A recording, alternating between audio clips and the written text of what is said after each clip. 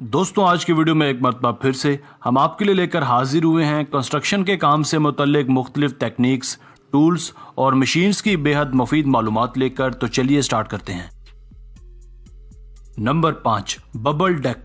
घरों की शटरिंग करते हुए और लेंटर डालते तो आपने कई मरतबा लोगों को देखा ही होगा, मगर लेंटर डालने की ये तकनीक बेहद यूनिक और मुनफरिद है और यकीनन आपके लिए नई भी होगी।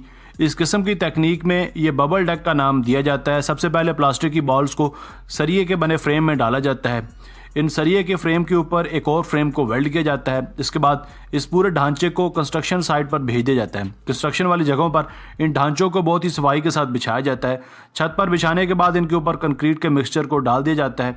अब सवाल यहाँ ये उठता है कि आखिर इन प्लास्टिक बॉल्स का यहाँ किरदार क्या है। दरअसल लेंटर में डाले जाने वाले कंक्रीट की मदार को लेंटर वो मजबूती नहीं देती जो इसमें फंसे हुए कंक्रीट से मिलती है।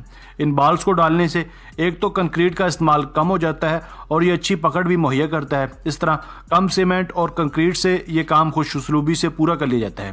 ये लेंटर दूसरे आम लेंटर से ज़्यादा मजबूत भी होता है।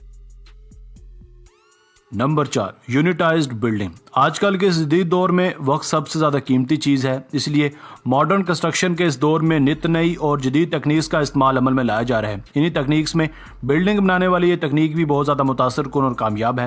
वीडियो में देखा जा सकता है कि यहाँ एक 7 मंजिला इमारत को तैयार किया जा रहा है और उसकी तैयारी महज 11 दिन में मुकम्मल होने वाली है। इस तकनीक में बड़े बड़े बॉक्सेस में कमरे को पहले ही तैयार कर लिया गया होता है, जिन्हें बाद में क्रेन की मदद से एक दूसरे के ऊपर रखना होता है। इन कमरों में बिजली की वायरिंग से लेकर पानी की निकासी तक तमाम इंतजामात पहले से ही कर लिए गए होते हैं, इसलिए जब इन्हें रखना होता है तो सबसे पहले सही सिमत का तयन करना होता है। इस तकनीक का इस्तेमाल करते हुए काम तो जल्दी निबटता है ही, मगर साथ ही साथ काम भी बहुत ज़्यादा सफाई के साथ होता जाता है। ये बिल्डिंग दूसरी बिल्डिंग्स की तरह ही मजबूत और पायदार होती हैं। नंबर 3, रोका मैट।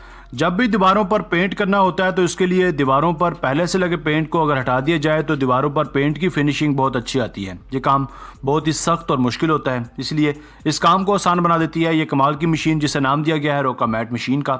इस मशीन के इस्तेमाल से पहले दीवारों को पानी के इस्तेमाल से नम कर लिया जाता है। इसके बाद इस मशीन का इस्तेमाल किया जाता है, जैसा कि आप यहाँ देख भी सकते हैं कि किस कदर सफाई से ये मशीन पेंट को खुरच कर दीवारों से अलग करती जा रही है।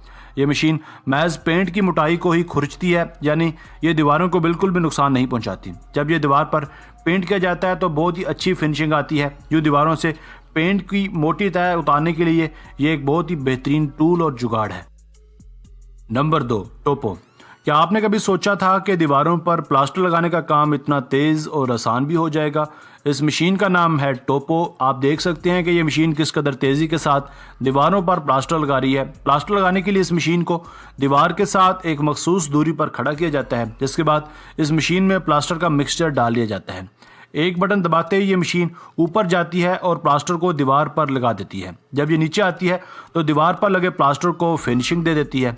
जिन जगहों पर फिनिशिंग अच्छी नहीं आती उन जगहों पर कारीगर ये काम मैनुअली भी कर लेते हैं। Number 1, Wacker न्यूसन। बहुत से लोगों के ज़ेर तमीर घर इतनी तंग जगहों पर होते हैं जहां सामान को ट्रकों पर लाद कर ले जाना नामुमकिन हो जाता है। ऐसी सूरत में वहां गधों और खच्चरों की मदद ली जाती है, मगर इस काम के लिए ये खास मशीन तैयार की गई है जिसे नाम दिया गया है वैकर न्यूसन का। यह मशीन हर सतह पर चलकर सामान को ट्रांसपोर्ट करने का काम कर सकती है। ये एक क्रेनुमा मशीन है। सिर्फ यही नहीं, इसको चलाने वाला शख्स इसको चलाते हुए थकता भी नहीं है और काम की रफ्तार भी खासी तेज़ हो जाती है।